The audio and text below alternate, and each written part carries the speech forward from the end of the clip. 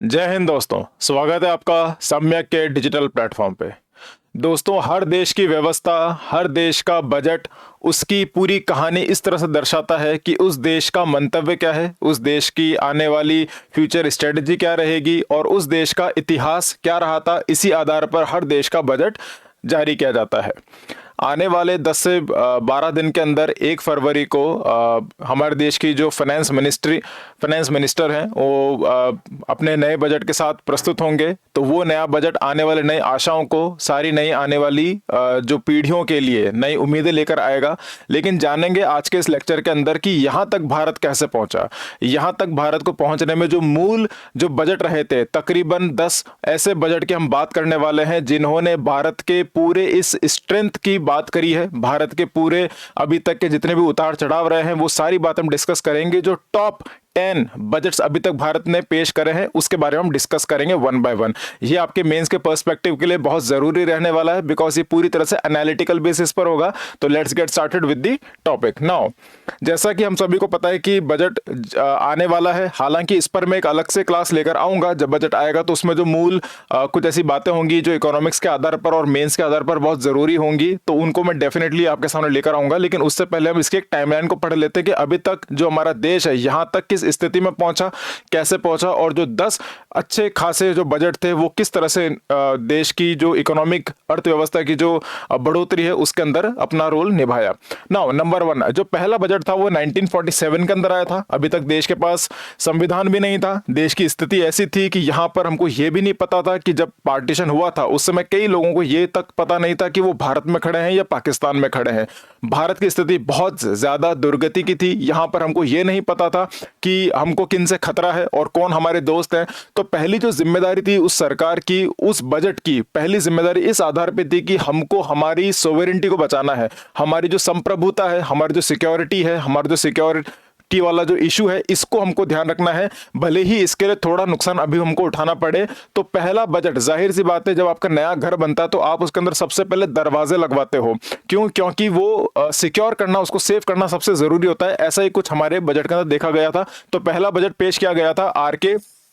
शनमुखन शेट्टी के द्वारा, India first budget after independence and the country was in chaos. Bharat पूरी तरह से केओटिक सिचुएशन में था। हम सभी को पता है दुश्मन पाकिस्तान वाला जो रुख था, तमाम तरह की बातें हैं। देन वर्ल्ड जो ग्लोबल लेवल पर बटा हुआ था, राइट, अमेरिकन कैपिटलिज्म में बटा हुआ था और यूएसएसआर कम्युनिज्म के अंदर बटा हुआ था। तो पूरा जो ग्लोबल बाइपोलैरिटी थी उसके अंदर भारत कैसे स्टैंड करेगा, उस पर आने के लिए हमको पहले सिक्योर होने की जरूरत थी। इसलिए how it runs is finances, सबसे पहले जरूरी था कि हमारे देश की स्टेबिलिटी किसके अंदर आती है, राइट। डिफेंस स्पेंडिंग हमने सबसे ज्यादा करी थी बिकॉज अगर हम बात करेंगे सिक्योरिटी की तो जाहिर सी बात है हम सबसे पहले हमारे जो डिफेंस एक्सपेंडिचर हैं इस पर हम देखेंगे। अब सी देखिए, डिफेंस एक्सपेंडिचर के साथ एक इशू ये होता है कि जब भी आप डिफेंस के लिए, अपनी देश की सुरक्षा के लिए, आर्मी मिलिट्री पर जब खर्चा करते हैं तो कई बार ऐसा होता है कि वो खर्चा सालों साल तक आपको रिटर्न नहीं लाके देता है। फॉर एग्जांपल, अगर देश S-400 खरीद रहा है तो वो सिर्फ उस संभावना को ध्यान में रखते हुए खरीद रहा है कि इन फ्यूचर में भी शायद हमको जरूरत पड़ जाए S-400 की। अब फॉर्चुनेटली अच्छी बात ही है कि देश हर साल या फिर हर 6 महीने के अंदर किसी युद्ध में नहीं होता है, लेकिन युद्ध नहीं होने के लिए आपको डिफेंस एक्सपेंडिचर करते रहना पड़ता है। आपको डिफेंस में पैसा लगातार इन्वेस्ट करते रहना पड़ता है, बहुत बड़ा फंड उसको करते रहना पड़ता है ताकि देश कभी किसी बड़े युद्ध में विलीन ना होते। बहुत ही एक आयरनी है, बहुत ही एक साइकिल की तरह काम करता है ये, जहां पर एक डर है, उस डर को मेंटेन रखने के लिए दूसरे देशों के अंदर उस डर को मेंटेन रखने के लिए हम डिफेंस में एक्सपेंडिचर करते हैं जिसका इमीडिएट रिटर्न आता नहीं है। वो जो पैसा है वो गरीबों के सेवा के लिए या फिर दूसरे सोशल पॉलिसीज में जाता नहीं है पैसा, राइट। तो उसी आधार पर हमने जो डिफेंस एक्सपेंडिचर करा था उसके लिए भले ही हम एक बार के लिए डेफिसिट में आ जाए, भले हमको एक बार एक आर्थिक तौर पर नुकसान उठाना पड़े, लेकिन ये जरूरी था। अबाउट प्रोटेक्टिंग सोवेरेंटी, हमारे संप्रभुता को बचाने के लिए बजट बहुत जरूरी था। इसी आधार पर, इन्हीं स्थिति के अंदर पार्टीशन वाज देयर, रिहेबिलिटेशन, जो रेफ्यूजी क्राइसिस हमारे देश में हुआ था, उन सभी बात को ध्यान में रखते हुए इस बजट को पेश किया गया था। दूसरा बजट आया था 57-58। मैं फिर से रिपीट करना चाहूंगा, मैं हर बजट को डिस्कस नहीं करूंगा। इस लेक्चर का एक ही मंतव्य है कि जो टॉप 10 सबसे अच्छे बजट जिन्होंने देश की जो हिस्ट्री है, इकोनॉमिक हिस्ट्री है, उसको डिजाइन कैसे किया था, उस पर ही हम बात करेंगे। दूसरा सबसे महत्वपूर्ण बजट ये था 57-58 वाला, जो कि सोशलिस्ट टर्न भारत ने लिया था। इस बजट के साथ इंडिया ने अपना मंतव्य क्लियर कर दिया था कि हम सोशलिज्म को फोकस करेंगे, जो हम यूएसएसआर की पॉलिसी को फॉलो करेंगे या फिर पंचशील की जो पॉलिसी है उसको फॉलो करेंगे। हम 5 इयर्स प्लानिंग पर आएंगे। ये तमाम तरह की बातें थी 57-58। दूसरा सबसे महत्वपूर्ण बजट था, बिकॉज इस बजट ने हमको ये क्लियर कर दिया था, इस देश की जो आने वाली रणनीति है उसको क्लियर कर दिया था कि हम कैपिटलिस्टिक होने वाले हैं या फिर हम सोशलिस्टिक होने वाले हैं, राइट। देखिए, India followed a socialistic model of development. The state believed that rich people should contribute मोर। इसके अंदर हमने बात करी है रीडिस्ट्रीब्यूटिव जस्टिस की। रीडिस्ट्रीब्यूटिव जस्टिस का मतलब यह होता है कि जो लोग जिनके पास क्षमता है, जिनके पास आर्थिक क्षमता है, वो उन लोगों की मदद करेंगे जिनके पास आर्थिक क्षमता अभी के लिए नहीं है। तो सरकार उन लोगों से लेगी जिनके पास ज्यादा आर्थिक क्षमता है, उनसे लेगी और गरीबों के अंदर बांटेगी। So basically the government will play the role of Robin Hood. बस the only difference is that कि रॉबिनहुड चोरी करता था या फिर डकैती करता था। Indian government would not do in such way.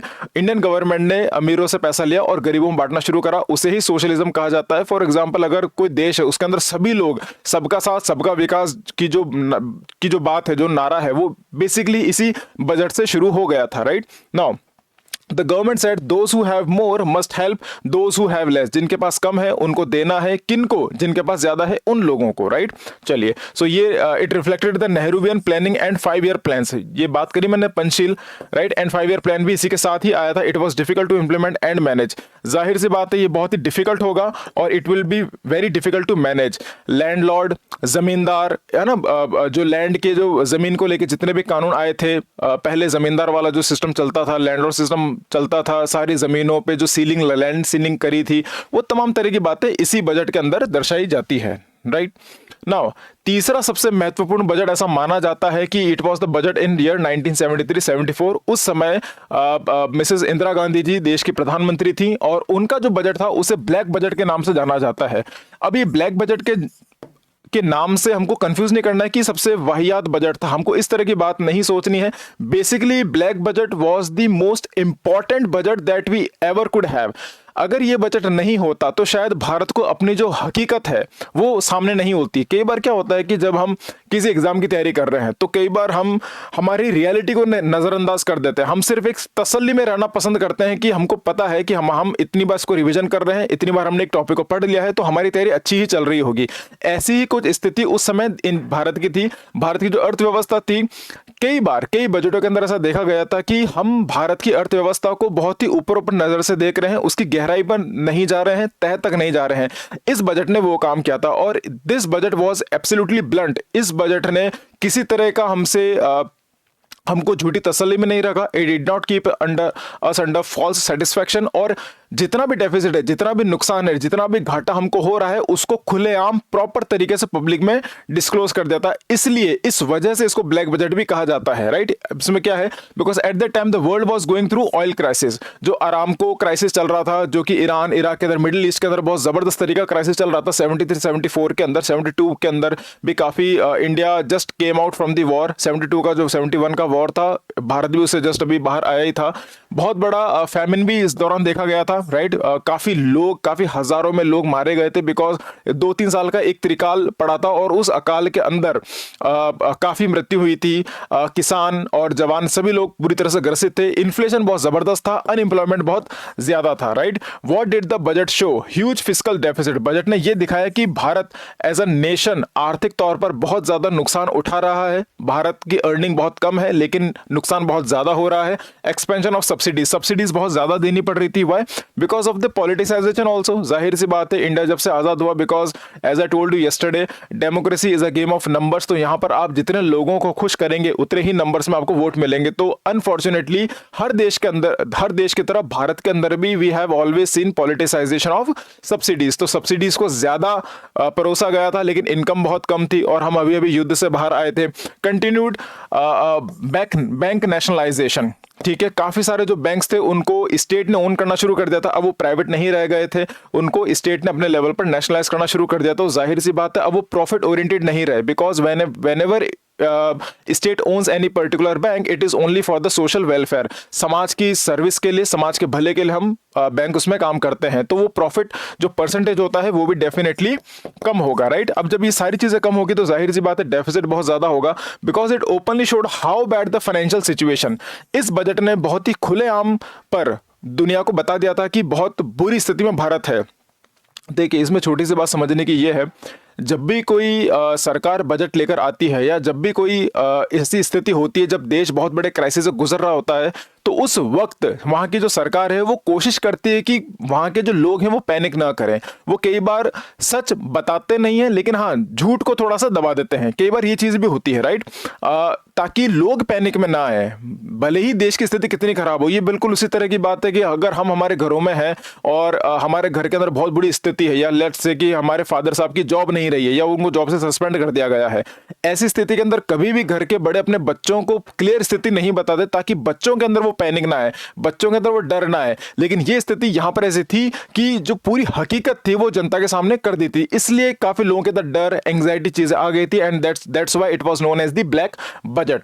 There was no attempt to hide, कुछ किसी भी तरह का छुपाने की कोशिश में नहीं की गई थी। इसी तरह की बात है, first honest acknowledgement of economic stress, पहली बार ईमानदारी से ये एक्नॉलेज किया गया था, ये पहचाना गया था कि India is going through economic stress, right. Now next जो अगला सबसे महत्वपूर्ण बजट था वो था 86-87 का। This budget was known as the reform budget 1991। अब यहां तक स्थिति इतनी भारतीय क्लियर हो चुकी थी कि हमने जो सोशलिज्म का रास्ता अपनाया था, जो हमने यूएसएसआर और पंचिल पॉलिसी, 5 ईयर प्लान, इस तमाम तरह की जो पॉलिसी स्ट्रेटेजीज को जो हमने अपनाया था, इस रास्ते के अंदर मुश्किलात बहुत ज्यादा हैं, इसके अंदर मुश्किलें बहुत रहेगी, आसान ये रास्ता नहीं रहने वाला है, क्योंकि इस वक्त तक आते आते ये स्थिति भी क्लियर हो गई थी कि शायद आने वाले समय में यूएसएसआर ये भी पूरी तरह से डिसइंटीग्रेट हो जाएगा। और एज वी ऑल नो कि 89 के अंदर, 89-90 के अंदर पूरी तरह से यूएसएसआर डिसइंटीग्रेट हो चुका था, बिकॉज वो खुद अपनी इकोनॉमी को सोशलिज्म के इस कम्युनिज्म सोशलिज्म का जो मापदंड था इसके आधार पर वो सर्वाइव नहीं कर पा रहा था। यहां तक आते आते भारत को भी चीज बहुत अच्छे से रियलाइज हो गई थी कि जब तक हम हमारी इकोनॉमी को खोलेंगे नहीं, जब तक हम हमारी इकोनॉमी को थोड़ा सा कैपिटलिज्म का टच नहीं देंगे, तब तक हमारी भारत की इकोनॉमी है इसको भी सर्वाइव करना बहुत ज्यादा मुश्किल हो जाएगा। तो अब हम उस तैयारी में लग चुके थे कि हो सकता है आने वाले वक्त में भारत को भी कैपिटलिज्म होना पड़े, अपनी इकोनॉमी को ओपन करना पड़े और अमेरिकन रास्ते पर चलना शुरू करना पड़े। उससे पहले जो तैयारी की जाती है वो तैयारी इस बजट के अंदर देखी गई थी, राइट। 1986-87 के बजट के अंदर the budget quietly change India tax system. तो सबसे पहले अगर आपको किसी भी फंडिंग की जरूरत पड़ती है, आपको फाइनेंशियल इंक्लूजन की जरूरत पड़ती है, सबसे पहले आप क्या करते हैं, आप टैक्स सिस्टम के अंदर इंपॉर्टेंट रिफॉर्म्स करते हैं। यही चीज हर सरकार अपने बजट के अंदर दिखाती है। और आप देखिएगा जब भी बजट आता है तो लोग 1-2 दिन पहले ही स्पेकुलेशन करना शुरू कर देते हैं कि what will be the structure of the tax in upcoming budget, right. And everyone looks at the budget only from the perspective of tax, कि टैक्स कहां पे कम हुआ, कहां पे ज्यादा हुआ है। एक गरीब आदमी, एक मिडिल क्लास आदमी and the top notch elite section of the society, they all look through the tax system only, वो टैक्स की तरफ ही नजर रखते हैं। Now the budget quietly change India tax system. Major steps क्या लिए थे कि मॉडरेट को इंट्रोड्यूस कर दिया गया था, राइट। इट इज द जो मॉडरेट तरीका जो वैट है, ये टैक्स सिस्टम है, इसको इंट्रोड्यूस कर दिया गया था। Tax only on value addition. क्यों? कई बार क्या होता है कि जब आप कोई प्रोडक्ट बना रहे हैं, जब वो प्रोडक्ट, अब एक प्रोडक्ट है वो अलग अलग कंपोनेंट से बन रहा है, अगर हर जगह उस पर टैक्स लगेंगे, अगर हर लेवल पर उस पर टैक्स लगेंगे तो उसमें एक रिपीटेटिव लेवल के टैक्स लगने लग जाएंगे और जो उसकी रियल वैल्यू उससे कई ज्यादा महंगा वो प्रोडक्ट हो जाएगा।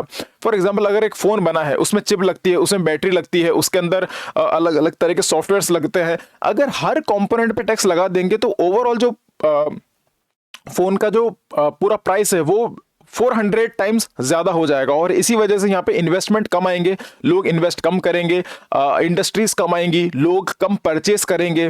क्या is that clear now? So this तो क्या हमको जरूरत नहीं है इस चीज को सिंप्लीफाई करने की? So definitely the government thought कि अब इसको इजी करना जरूरी है, लोगों को टैक्स सिस्टम सिंप्लीफाई करके देना जरूरी है ताकि लोग अपने लेवल पर टैक्स को समझ सकें और जो लोग लेजिट बनते हैं वो लोग इसमें टैक्स पे करके अपना कॉन्ट्रीब्यूशन भी कर सकते हैं, right. The government started saying let us make tax simpler and fair to some people, follow the rules. अब देखिए अगर कोई इंसान टैक्स पे करना भी चाहता तो पहले उसको टैक्स का ढांचा तो समझ में आए, टैक्स स्ट्रक्चर कैसा है उसको वो समझ में आना जरूरी है।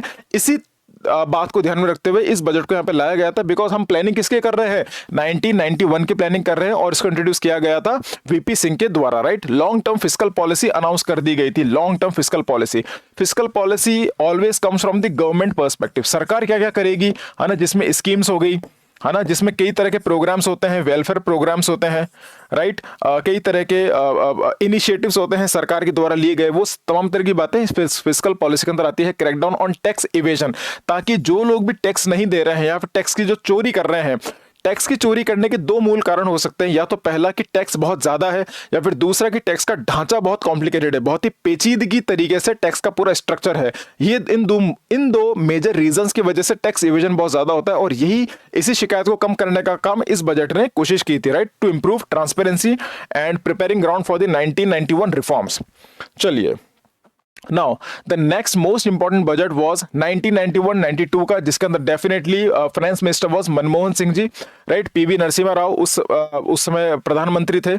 Now, what was the crisis? Foreign exchange reserves could pay only for 2 weeks. जब 1990 के अंदर यूएसएसआर का पूरी तरह से डिसइंटीग्रेशन हो गया था, तो उसके बाद आर्थिक तौर पर, इकोनॉमिक लेवल पर इंडिया बेसिकली अगर आप देखें तो ये पूरी तरह से आइसोलेट हो गया था इकोनॉमिक लेवल पर, और एक अनाथ जैसी स्थिति हो गई थी, because now we do not have that, जो ग्लोबल लेवल पर जो बायपोलैरिटी चल रही थी, America versus USSR, right, Russia, present day Russia, अब ये राइवलरी खत्म हो गई, because now there is only one polar party, that is polar government, that is USSR. वही रूल करेंगे और उन्हीं के शर्तों पर हमको जीना पड़ेगा। अब आप देखिए, आप वर्ल्ड बैंक की बात कर लीजिए, आईएमएफ की बात कर लीजिए, तमाम तरह की जितनी भी इंटरनेशनल ऑर्गेनाइजेशंस हैं, ये सारी, all this organisations are basically babies of America, isn't it. आप यूएनएससी की बात कर लीजिए, जितनी भी बड़ी बड़ी संस्था है इंटरनेशनल लेवल पर, लेबर ऑर्गेनाइजेशन है, तमाम तरह की जो ऑर्गेनाइजेशन है, सब अमेरिका ही उनको फंडिंग करता है, जिसमें सबसे बड़ा अमेरिका का ही फंडिंग होता है। तो जाहिर सी बात है, ये सभी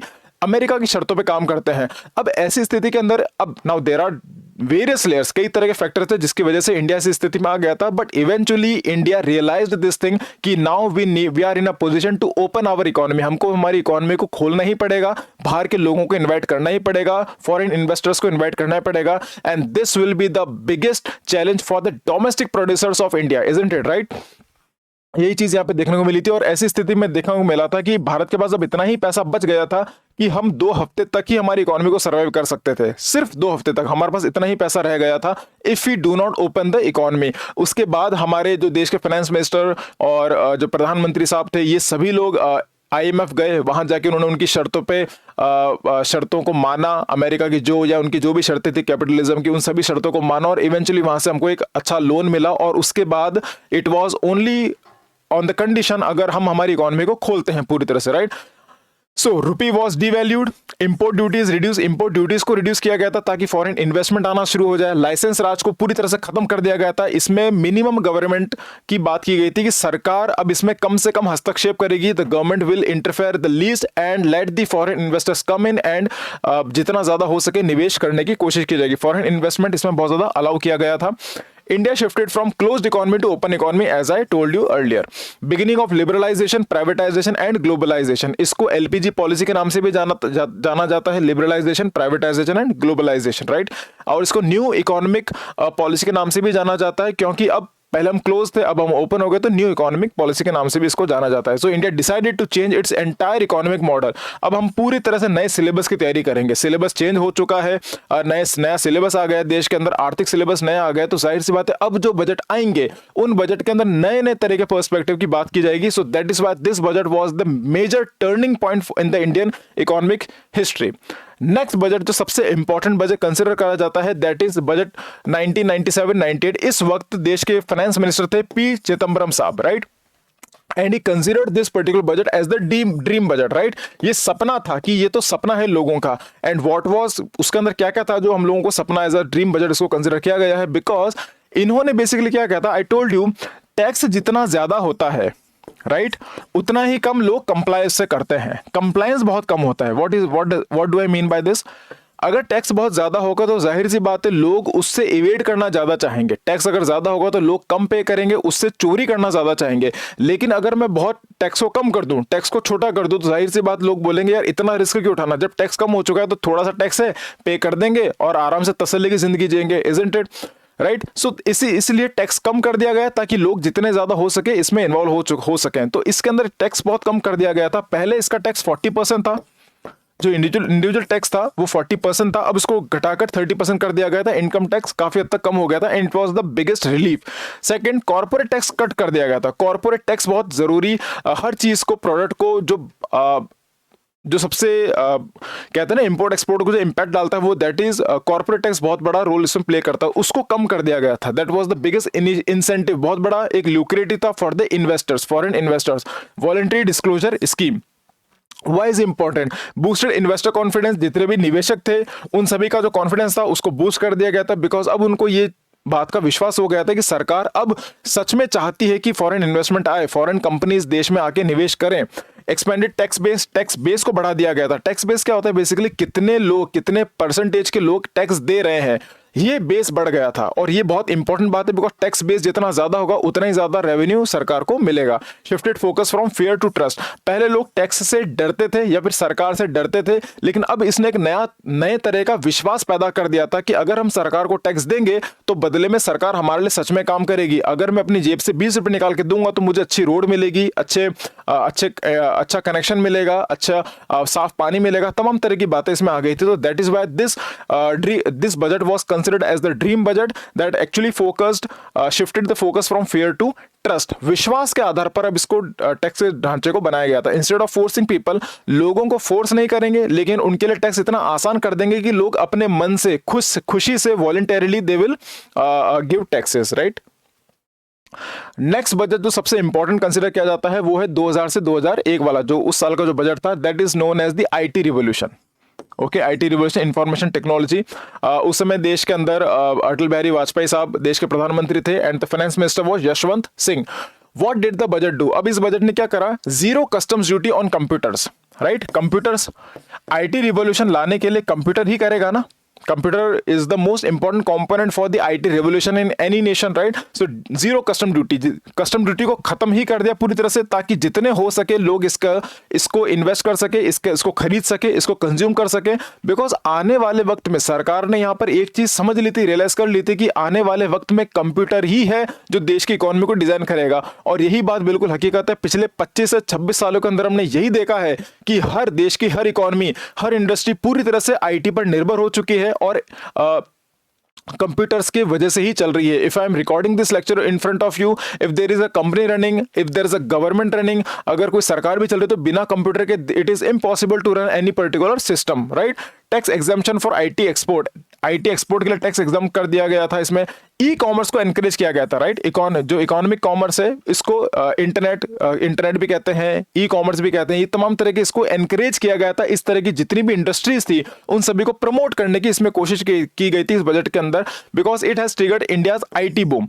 ऐसा कहा जाता है कि इंडियन इकोनॉमी है पूरी तरह से, it has actually surpassed over agriculture. देखिए, हर देश की जो इकोनॉमी है बेसिकली वो एग्रीकल्चरल इकोनॉमी होती है, उसके बाद वो इंडस्ट्रियल इकोनॉमी बनती है और उसके बाद वो टर्शरी, राइट, टर्शरी इकोनॉमी बनती है, जिसको आप कहते हैं सर्विस ओरिएंटेड ऑल्सो। ऐसा कहा जाता है कि India actually surpassed the train of industrialisation. India कभी इस सेक्टर में गया ही नहीं, सीधा एग्रीकल्चर से सीधा जंप हुआ सर्विस सेक्टर में, दैट इज द, और आईटी इसी का पार्ट है। अब ये चीज इसके अंदर ऐसी मानी जाती है। तो इंडिया एग्रीकल्चर से सीधा आईटी में जंप कर दिया after this particular budget. Strengthen service led growth, right, created global Indian tech industries. आपने देखा होगा दुनिया के अंदर जितने भी जो कॉल सेंटर्स हैं उसमें कितने सारे इंडियंस काम करते हैं। अगर कोई इंडियन यूरोप में जाता है, यूरोप के मार्केट में जाता है, वहां पर भी इसी तरह के सर्विस के अंदर इंडियंस को बहुत ज्यादा अपॉर्चुनिटीज मिलती है, बिकॉज यहाँ पे इसका जो बेस है, इंडियंस यहाँ पे बहुत अच्छे से ट्रेन होकर जाते हैं, राइट। ओके, बीपीओस कह लो, सेल्स कह लो, आईटी सेल्स होते हैं, ये तमाम तरह की चीजें उसमें प्रोलिफरेट होना शुरू हो गई थी। This budget helped Indian become a global IT power house. Okay, now अब अगला जो बजट सबसे इंपॉर्टेंट था वो सेम गवर्नमेंट के अंदर था। Again Jaswant Singh was the finance minister and Atal Bihari Vajpayee sahab was the he was the finance minister and Atal Bihari Vajpayee was the prime minister. So what was the focus of this particular budget? इसको इतना जरूरी क्यों माना जाता है? This is the ninth budget. इसमें क्या कहा जाता है? Infrastructure as growth engine. इसमें इंफ्रास्ट्रक्चर की बात की गई थी. Okay, roads, flyovers, mega highways, industries, all these things were considered the most crucial aspect for the Indian economy. जब तक हमारे पास ढांचा नहीं होगा, जब तक हमारे पास अच्छे रोड्स नहीं होंगे, तब तक ग्रोथ नहीं की जाती है, नहीं कर पाएंगे. राइट. जॉन एफ कैनेडी ने भी यही बोला है, अमेरिका के राष्ट्रपति हुए थे, उन्होंने भी यही कहा था कि America is not developing. So America के पास अच्छी सड़कें इसलिए नहीं है कि अमेरिका डेवलप्ड नेशन है, अमेरिका डेवलप्ड नेशन है इसलिए अमेरिका की सड़कें अच्छी है. तो इस तरह की बात वहां पर जॉन एफ कैनेडी साहब ने कही गई थी. Highways, rural roads, urban connectivity, हर तरह से हर गली कस्बा, कोई भी सिटी है, पूरी तरह से रोड से बहुत अच्छे से कनेक्ट होना चाहिए. उसी वक्त ये गोल्डन क्वाड्रिलेटरल प्रोजेक्ट वहां पे लेकर आए थे. अगर ये इंडिया है, इफ दिस इज इंडिया, तो इंडिया को ऐसे कनेक्ट करना जरूरी है. तो this will be the golden quadrilateral. ये these are the roads. Right. ये गोल्डन क्वाड्रिलेटर बनेगा ताकि जो पूरी कनेक्टिविटी है इंडिया की, ये रोड्स के थ्रू बहुत अच्छे से कंप्लाई हो सके. ट्रांसपोर्ट कॉस्ट को काफी हद तक कम कर दिया गया था. इंटीग्रेटेड मार्केट, हर देश का जो कोने कोने में जो मार्केट है वो बहुत अच्छे से इंटीग्रेट हो जाए, इसलिए सेंट्रल जो मेगा सिटीज है उनसे लेकर जो मेजर सिटीज है उन तक कनेक्टिविटी अच्छी हो. फिर वहां से हर डिस्ट्रिक्ट के अंदर, फिर वहां से हर कस्बे के अंदर, और कस्बे से हर गांव के अंदर अच्छी कनेक्टिविटी हो. इस तरह की बात इंफ्रास्ट्रक्चर यहाँ पे की गई थी. The government understood that development needs road before result. परिणाम आने से पहले हमको रोड स्थापित करने जरूरी है. जितने अच्छे रोड होंगे उतने ही अच्छे परिणाम होंगे. ये बिल्कुल वैसी बात है जो कि जॉन एफ कैनेडी जी ने कही थी अमेरिका के अंदर. Now the budget structural clean up. अब ये सबसे इंपॉर्टेंट बजट था. Okay, now this is the ninth budget, previous one was the eighth budget. Right. अब ये बजट इतना जरूरी था कि यहाँ पे अरुण जेटली साहब फाइनेंस मिनिस्टर थे and mister prime minister mister Modi ji वो देश के प्रधानमंत्री थे. रेलवे बजट और यूनियन बजट को मर्ज कर दिया गया था. ये पहली बार हुआ था. राइट. ये जो सिस्टम चल रहा था कि यूनियन बजट अलग से आएगा और रेलवे बजट अलग से आएगा, ये अंग्रेजों के जमाने से चला आ रहा था और फ्रॉम द ब्रिटिश कॉलोनियल, और this was also considered as the colonial hangover. अंग्रेजी लोग इस तरह के व्यवस्था को लेकर आए थे जहां पर पहले अलग अलग बजट हुआ करते थे. अब अलग अलग बजट होने की वजह से कई बार क्या होता था कि जो कॉम्प्लिसिटीज है, जो कॉम्प्लिकेशंस है, जो पेचीदगियां है, वो कई बार ओवरलैप करती थी. जो बजटिंग है, अब रेलवे से कई चीजें जुड़ी है, यूनियन के अंदर है, यूनियन में कई इस तरह के बजट के टैक्स के कंपोनेंट्स है जो कि रेलवे से जुड़े हुए थे. अब इसमें ओवरलैपिंग बहुत ज्यादा हो रही थी, तो इसको पूरी तरह से एलिमिनेट कर दिया गया था और यूनियन बजट के अंदर ही रेलवे बजट को ला दिया गया था, ताकि इसके अंदर जो अननेसेसरी कॉम्प्लिकेशंस है, जो कंफ्यूजिंग जो स्थिति बनती है नंबर्स को लेके, स्टैट्स को लेके, डेटा को लेके, वो पूरी तरह से हट जाएगा. जीएसटी इंप्लीमेंटेशन बहुत जरूरी था. जीएसटी को लेके वी ऑल नो कि जीएसटी को लेके इस सरकार ने कितनी ज्यादा ताकत लगाई थी कि जीएसटी हर हाल में, कि जितनी भी स्थिति थी, पिछले 2-3 सेशंस के साथ लगातार जीएसटी पर ही बात की जाती थी. I clearly remember that particular time period 2017, 18, 19 के अंदर तो जीएसटी के ऊपर ही पूरा फोकस था. एंड जब जीएसटी पास हो गया था तो the government celebrated is like a Diwali. Right. So GST implementation was the most prominent action did by the in this particular budget, focusing on housing and health. घर and housing and health was the major focus on in this budget also. Ended colonial era budget separation. आपको मैं बता चुका हूँ ये चीज. Improved efficiency. जाहिर सी बात है, अगर आप इन दोनों बजट को सेम कर देंगे तो आपके पास क्लैरिटी बहुत अच्छे से आ जाएगी. जो ढांचा है, जिस तरह से टैक्स स्ट्रक्चर बनता है, उस ढांचे के अंदर आपकी क्लैरिटी आ जाएगी. आपको एक विजन बहुत क्लियर मिलेगा कि क्या चीज किसके लिए बनाई गई है, उसका स्ट्रक्चर का असली इनपुट कहां पे जाएगा. तो efficiency improve, input output ratio जो था वो बहुत अच्छे से इंप्रूव यहाँ पे होता. Strengthened cooperative federalism. यहाँ पे कोऑपरेटिव फेडरलिज्म को भी इंप्रूव किया गया था. कोऑपरेटिव फेडरलिज्म का मतलब ये है कि जब अगर देश है, राइट, अगर इंडिया के अंदर now there are different states, अलग अलग स्टेट्स हैं, हर स्टेट के अंदर अलग अलग सरकारें काम करती है, सेंट्रल गवर्नमेंट से लेकर फिर स्टेट गवर्नमेंट. अब यहाँ पे कोऑपरेटिव इस आधार पर है कि सेंट्रल गवर्नमेंट को स्टेट गवर्नमेंट के साथ कोऑपरेट करके चलना है. अब यहाँ पर कोऑपरेटिव पहले है, यहाँ पर कॉम्पिटिटिव नहीं है. It is not the competitive federalism कि हर स्टेट को आपस में राइवलरी की तरह देखना है. नहीं, कोऑपरेट करके it has to be a cooperative federalism, जहां पर हर स्टेट गवर्नमेंट एक दूसरे का साथ दे रही है और हर स्टेट गवर्नमेंट सेंट्रल गवर्नमेंट का साथ दे रही है, और सेंट्रल गवर्नमेंट भी हर स्टेट गवर्नमेंट का साथ दे रही है, irrespective of the different political parties. भले ही वहां पर कोई भी पॉलिटिकल पार्टी हो, सेंट्रल गवर्नमेंट को और स्टेट गवर्नमेंट को आपस में साथ मिलकर काम करना. It was cleared very nicely. Now जो सबसे इंपॉर्टेंट बजट लास्ट जो कंसिडर किया जाता है वो 2021 2020 और 21 का है, जो जिस समय हमने देखा था कोविड का जो पेंडेमिक चला था। इसके अंदर जिस तरह की स्थिति थी और स्थिति थी, हमको क्लियर पता लग गया था कि इंडिया के अंदर जो 80% जो लोग हैं वो इनफॉर्मल इकोनॉमी में है। Clear. Now there was a very beautiful research paper written on this particular aspect, जिसमें हमने ये देखा था कि 80 से 90% जो लोग काम करते हैं वो इनफॉर्मल सेक्टर्स में हैं, उनके पास एक स्टेबल सोर्स ऑफ इनकम नहीं है। अब जाहिर सी बात है इसमें लेबर लोग भी आते हैं, इसमें माइग्रेंट लेबर्स भी आते हैं, तमाम तरह की चीजें इसमें हमने देखी थी। तो इकोनॉमिक स्लोडाउन बहुत जबरदस्त तरीके से हो गया था। न्यू ऑप्शनल टैक्स रिजिम, नए तरह के ऑप्शन हमने इसमें देखे शुरू कर थे, और हमने टैक्स को काफी ज्यादा इनोवेटिव करना शुरू कर दिया गया था। आत्मनिर्भर भारत का पैकेज जिसके अंदर पहली बार इंट्रोड्यूस किया गया था कि India will not become isolated. India world की इकोनॉमी से आइसोलेट नहीं होगा, लेकिन हमको आत्मनिर्भर होने की जरूरत है। हम हर स्थिति के लिए हम किसी और देश के ऊपर निर्भर नहीं रह सकते। हमको हमारी देश के अंदर प्रोडक्शन इस लेवल पर करने की जरूरत है। आप पीपी किट से ले लीजिए या फिर आप डिफेंस जो मिसाइल्स हैं, जो डिफेंस टैंक्स हैं, हर आधार पर, हर लेयर पर हमको खुद का प्रोडक्ट बनाना है और उस प्रोडक्ट को हमको बेचना है। इसका मतलब ये नहीं है कि आप पूरी तरह से अपनी इकोनॉमी को अलग कर देंगे, नहीं।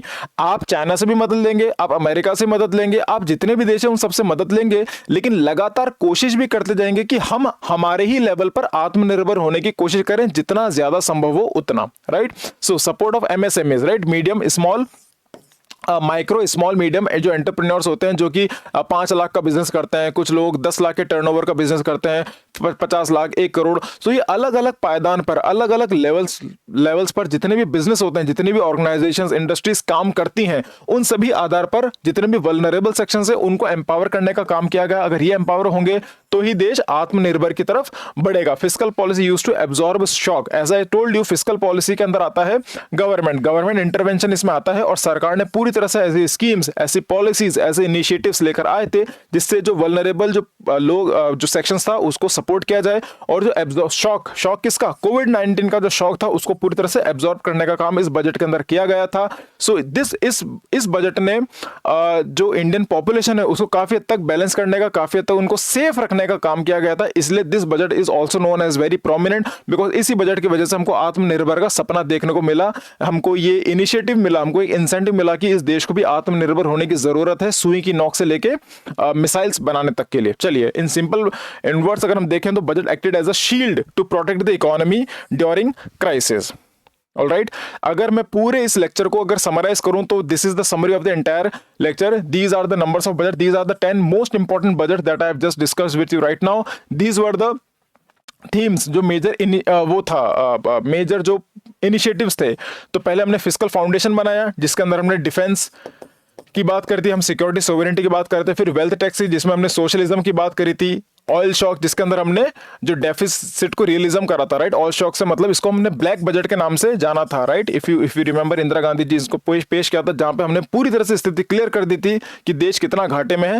राइट, देन मॉडरेट, हमने टैक्स सिस्टम को ईजी करा था ताकि लोग इस टैक्स के ढांचे को समझे और फिर टैक्स देना शुरू करें, अच्छे से खुशी से देना शुरू करें। देन वी स्टार्टेड प्रिपेयरिंग, इसके अंदर हमने प्रिपेयर करा था 1991 के जो एलपीजी रिफॉर्म्स थे। राइट, रिवीजन आपका, आई होप आपका रिवीजन हो रहा होगा, liberalisation, privatisation, globalisation. After that हमने टैक्स कट कर दिया था, इसको ड्रीम बजट बोला गया था। पी चिदम्बरम साहब इस समय फाइनेंस मिनिस्टर थे। देन आईटी बूम, राइट, ये जो दो थे, इसके अंदर अटल बिहारी वाजपेयी साहब देश के प्रधानमंत्री थे। आईटी बूम इनके वक्त में आया था, और हाईवेज इंफ्रास्ट्रक्चर के लिए उन्होंने कहा था कि देश में अगर अच्छे परिणाम चाहिए तो अच्छे रोड्स होने बहुत जरूरी हैं, और गोल्डन क्वाड्रिलेटरल भी इसी बजट के अंदर इसमें बात की गई थी। फिर जीएसटी फेज, यहाँ पे अरुण जेटली साहब देश के फाइनेंस मिनिस्टर थे, जीएसटी बजटिंग इसमें आ गई थी। रेलवे और यूनियन बजट को मर्ज कर दिया गया था, और कोविड रिस्पांस, जहाँ पे निर्मला सीतारमण जी देश की फाइनेंस मिनिस्टर थी, और इन्होंने कोविड के अंदर ऐसा रिस्पांस दिया था कि देश ने आत्मनिर्भर का सपना देखना शुरू कर दिया था। फिस्कल रेजिलियंस, देश ने आत्मनिर्भर का सपना देखना शुरू कर दिया था। I hope this lecture was very productive for all of you. आप सभी को इसके अंदर काफी अच्छा रिविजन हो गया होगा। मेंस के आधार से ये जो लेक्चर है काफी इंपॉर्टेंट है। आपको पूरी जो इकोनॉमिक हमारी हिस्ट्री है, किस तरह से भारत देश 41 से लेकर 2026 तक आया है, किन नए नए पायदानों पे हमने एक कदम रख कर देश को आगे बढ़ाया है, तमाम तरह की बातें इसमें डिस्कस की गई हैं। जो टॉप 10 बजट्स थे इंडिया के आज तक के, वो सारे इसमें डिस्कस किए गए थे। राइट, आई होप आपको इस अच्छे से समझ में आया होगा। Thank you so much for your cooperation. This is Khushwant Singh signing off. जय हिंद।